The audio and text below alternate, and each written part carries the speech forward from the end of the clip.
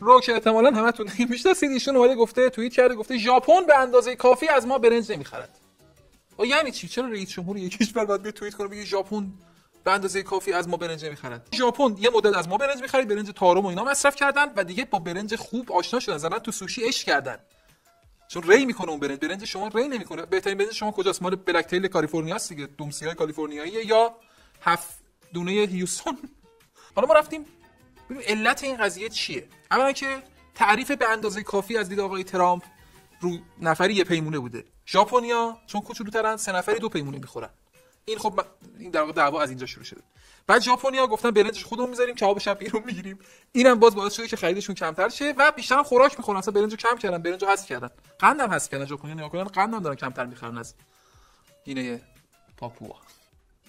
برنجتون که این بلا رو سر ما. اصلا من این ویدیو رو در مورد برنج حرف نمیزنم.